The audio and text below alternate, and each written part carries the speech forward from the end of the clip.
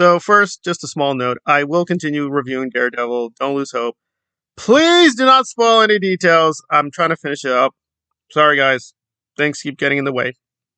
But I will get through it, and I will give you those reviews.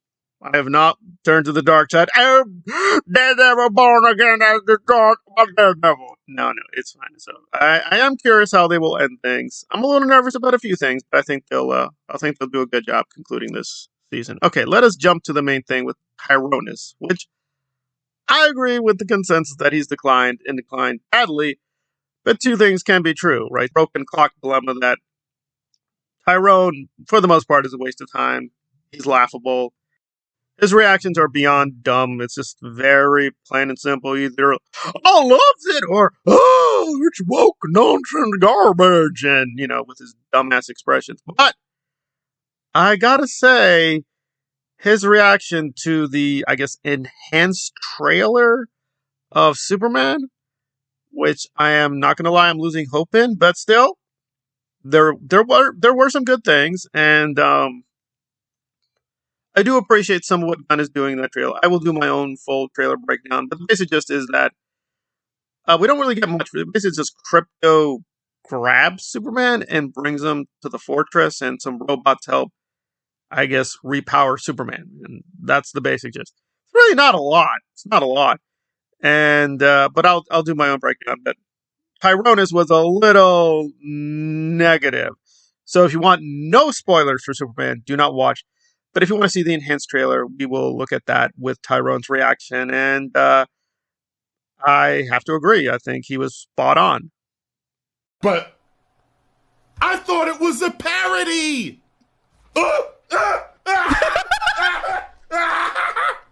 What? You did that to Superman!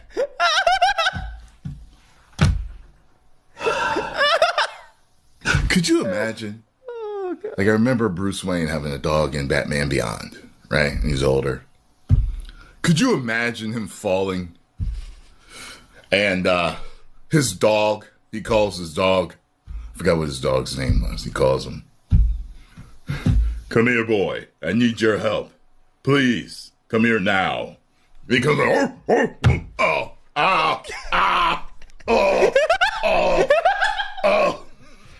Yeah, this was pretty bad.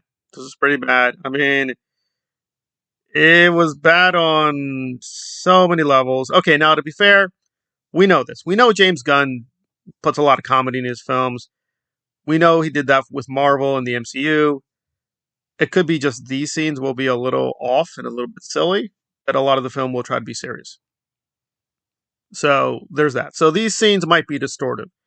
Maybe the actual final film will be a lot stronger, but yeah, I gotta admit, just the scenes really didn't do much for me. They're not making me really that excited. And but again, I'll do my own breakdown. But let's focus on what he complained about. That this is not the Zack Snyder tough, virile, masculine Superman. There are legit versions of Superman that are not the Zack Snyder version. That said, yeah, there are two major questions. Why is Crypto doing this? Because Crypto's not an ordinary dog. So he's pulling Superman apart, and Superman's like, "Oh, God, stop it! You're hurting me!" Like, how young is Crypto? Is there no training? There has to be some training because he's calling Crypto, and Crypto recognizes him, so he knows a few things. But he's just pulling at him, and I don't agree that this is disrespectful. It just feels puzzling. It just feels like, what are we doing? It's like, oh, it's funny. But where is the funny? Like, Superman is vulnerable, and the dog doesn't understand that. Also, Crypto doesn't even look that good, so I was like, all right, I guess. I was like, okay, head scratching. And then we get to, which, I thought that was, I don't want to say disrespectful, but that was just weird. It was just weird. So the robots get him on the thing, expose him to the sun, and he's getting not just the sun, he's getting intense sun because they're changing the fortress, so he gets amplified sun rays. Listen, David is a good actor. He's been in some good stuff. He was in that A24 trilogy, right? Which was a little uneven, but he's in the middle chapter and with Mia, and he's pretty good there. I don't want to spoil, but something really shocking happens to him. So he's a good actor, but he just looks stupid. He's like, oh god, oh god, oh god, I'm getting the sun. Oh god, the sun is hurting me. Like, I don't think that's how the powers work, first of all. Now, this is a new version. Gunn is free to make up what he likes, right? He can start over. It just didn't look good. I was like, oh god, expression on my face. Oh god, oh god. But I don't want to be all negative. There were some good things about the trailer. We got more sound effects. We got dialogue. Like the first initial trailer is there's a little bit of dialogue, very little. We get more dialogue. We get a little bit more with the background. So it's not a total garbage trailer. It's not bad, but I don't like Tyrone. I really don't like a lot of what he's up to. But because a lot of people were making fun of him on Twitter, but I was like, I don't know. I mean, it's rare. Want to be clear, it's rare, but Tyrone does sometimes get a W, and I think he was correct. No, because he was like, "You're just a Snyder bro. You're a crazy cultist." No, listen. I like James Gunn. I think his Suicide Squad, yeah, that was a very silly title. That was a really good film.